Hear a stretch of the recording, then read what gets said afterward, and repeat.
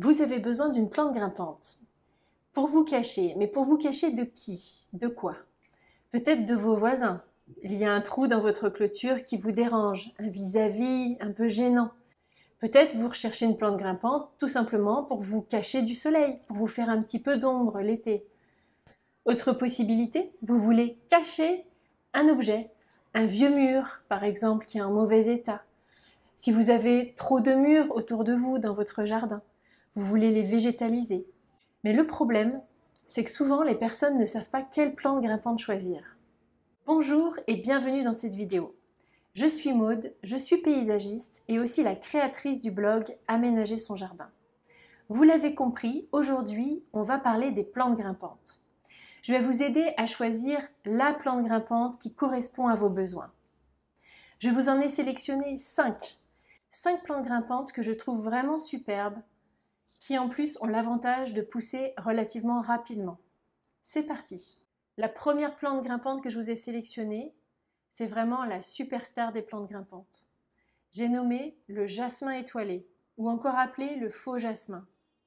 Pourquoi c'est une super plante grimpante? Déjà par son très joli feuillage. Elle a un feuillage de couleur vert un peu luisant, vous savez, des feuilles un peu épaisses, qui ont l'avantage à l'hiver, enfin automne-hiver, de prendre une coloration rouge. Vous avez cette petite fleur en forme d'étoile, c'est pour ça qu'on l'appelle le jasmin étoilé. Donc son parfum, moi je le trouve personnellement délicieux. C'est vraiment un plaisir de passer à côté d'une plante grimpante de ce type, de sentir cette bonne odeur à côté soit d'une porte d'entrée ou à côté de votre terrasse. Surtout, mettez-la à côté des zones de passage. Donc, à privilégier cette plante-là, de la planter sur des espaces ensoleillés dans votre jardin. Mais sinon, c'est vraiment une excellente plante grimpante. La deuxième plante grimpante que je vous ai sélectionnée, eh bien, ce sont des lierres, figurez-vous. Des lierres panachés. Ce sont des lierres décoratifs que je trouve personnellement très jolis parce qu'ils sont très lumineux. Ce feuillage blanc crème avec du vert mélangé, je trouve que ça apporte beaucoup de lumière au jardin. C'est souvent très réussi. Alors c'est une plante grimpante à privilégier pour les zones d'ombre, mi-ombre au jardin. Il supporte bien sûr un soleil léger, mais évitez les expositions ensoleillées toute la journée pour ce type de plante. Donc vraiment, si vous avez un vieux mur dans votre jardin en mauvais état dans une zone ombragée, n'hésitez pas à y planter un lierre panaché. La troisième plante de ma liste, eh bien, c'est un rosier grimpant. Pas n'importe quel type de rosier. Ils existent soit en buissonnant, soit en rosier grimpant. Vous pouvez les tailler à la cisaille. C'est extrêmement différent des rosiers de collection qui, eux, nécessitent une taille précise au sécateur. Les déco-rosiers sont résistants aux maladies. Ils fleurissent longtemps. Ils sont remontants, c'est-à-dire qu'ils fleurissent plusieurs fois toute la belle saison. Leurs petites fleurs sont simples. Personnellement, moi, ça me fait penser à des rosiers anciens. Ils existent en 2 couleurs, soit des blancs, soit rose vif. Ils sont denses de la base, ce n'est pas souvent le cas des rosiers grimpants. L'autre plante grimpante que je vous ai sélectionnée, eh bien, c'est une plante grimpante uniquement pour l'ombre. J'ai nommé l'hortensia grimpant. Vous avez bien entendu, l'hortensia grimpant. Et oui, les hortensias existent aussi sous forme grimpante. Alors, l'hortensia en question, vous pouvez observer qu'il a une floraison blanche, magnifique, qui va vous permettre aussi de donner de la lumière sur des zones ombragées dans votre jardin. Ça apporte un charme fou. Aussi bien dans des jardins anciens que sur des maisons modernes, je trouve le résultat vraiment très réussi. C'est en plus une plante qui a l'avantage de pouvoir s'accrocher toute seule sur son support. Donc si vous avez un vieux mur dans votre jardin que vous voulez cacher, elle va pouvoir monter toute seule dessus, comme les lierres, pas besoin de support. La 5e plante grimpante de ma sélection, eh bien, ce sont vraiment des plantes, toute une catégorie de plantes grimpantes avec un charme fou. J'ai nommé les clématites. Alors, les clématites, pour vous faire simple, il y en existe 2 grandes sortes. Les clématites persistantes et les clématites caduques. Persistantes qui gardent leurs feuilles, il y en a une en particulier qui est très jolie, c'est la clématite armandillée. Donc cette plante grimpante est idéale si vous voulez être cachée par le feuillage aussi bien été que hiver. Elle a aussi l'atout d'avoir un parfum délicieux.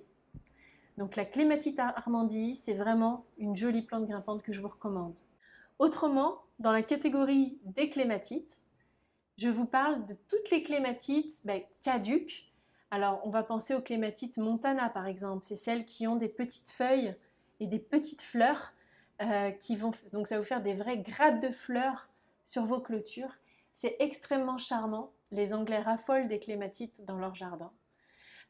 Donc ça existe soit sous la forme de multitude de petites fleurs, de toutes les couleurs, il en existe, des clématites, ou bien vous avez les clématites à grosses fleurs. Il y a de très jolies clématites avec des grosses fleurs graphiques, des coloris vifs aussi. Donc vraiment, la clématite, je vous recommande. Voilà, j'ai terminé ma liste des 5 plantes que je trouve vraiment très jolies pour planter dans votre jardin.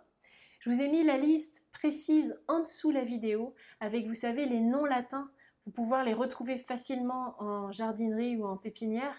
Ces noms latins un peu barbares mais qui vous permettront de tout de suite avoir les plantes que je vous ai montrées en photo dans cette vidéo. Les 5 plantes de ma liste sont des plantes qui poussent relativement rapidement.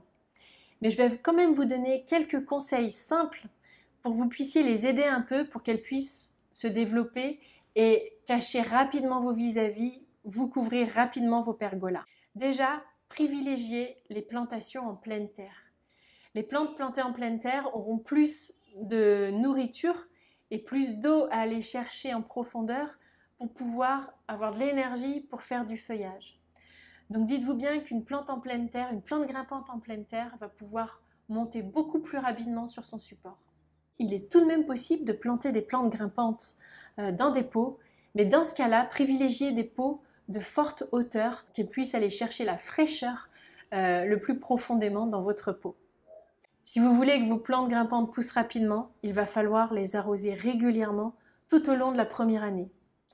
Si vous voulez plus d'informations à ce sujet, j'ai fait une vidéo où je parle des 2 plus grandes erreurs que font les personnes quand elles font des plantations.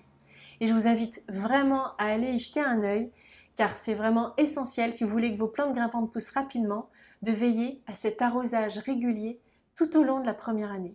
C'est un des secrets de la bonne pousse de vos plantes grimpantes.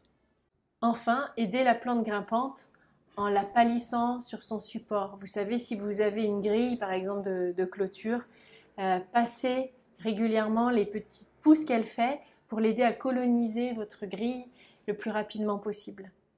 Et bien voilà, c'est terminé pour cette vidéo sur les plantes grimpantes. J'espère qu'elle vous aura été utile, que vous allez trouver la plante grimpante la plus adaptée pour votre jardin en fonction de vos goûts.